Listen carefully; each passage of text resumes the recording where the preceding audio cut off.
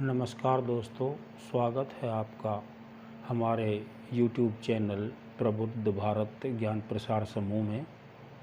हम कुछ समयांतराल के बाद आपसे मिल रहे हैं, इसका हमें खेद है, लेकिन सिविल सेवाओं के लिए, चाहे वो संघ की सिविल सेवा हो या प्रांत की सिविल सेवा हो, उसकी तैयारी के लिए हम आपका मार्गदर्शन बराबर करते रहेंगे।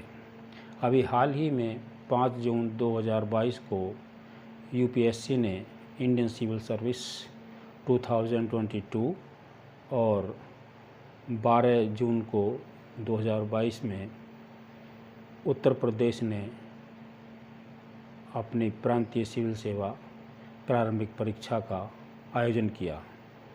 इनमें से 1-2 परीक्षा के परिणाम भी जल्दी ही आने वाले हैं। तो अब आप मुख्य परीक्षा के लिए रणनीति तैयार करना जारी रखें। जहाँ तक सामान्य अध्ययन के प्रश्न पत्रों का सवाल है, तो मुख्य परीक्षा के लिए इंडियन सिविल सर्विस में 4 पेपर होते हैं और ये प्रत्येक 250 अंक का एक पेपर होता है। इस तरह से चारों पेपर 1000 अंक के आयोजित होते हैं। लेकिन उत्तर प्रदेश प्रांतीय सिविल सेवा परीक्षा में ये पेपर 250 नंबर का एक ना होकर 200 नंबर का एक होता है।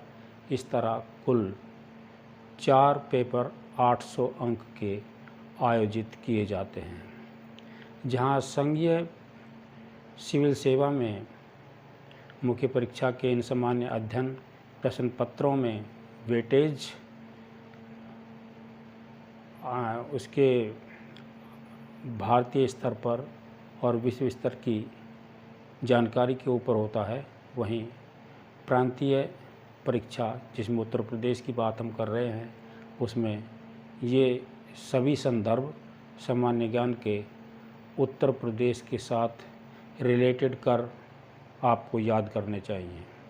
हम आपको फिर एक बार स्मरण करा दें कि इस तरह की परीक्षाओं में आयोजित होने के लिए जो संघ या प्रांतीय सिविल सेवा के आयोजक हैं, वो परीक्षार्थियों के इस बात का भी ध्यान रखते हैं कि उनकी स्मरण शक्ति कितनी है और उनकी निर्णयन क्षमता कितनी है। सवाल चाहे प्रारंभिक परीक्षा के हों या मुख्य परीक्षा के, उनमें यही देखा जाता है कि परीक्षार्थी सिचुएशन के अकॉर्डिंग निर्णय लेने में कितने तीव्र, सक्षम और सही हैं।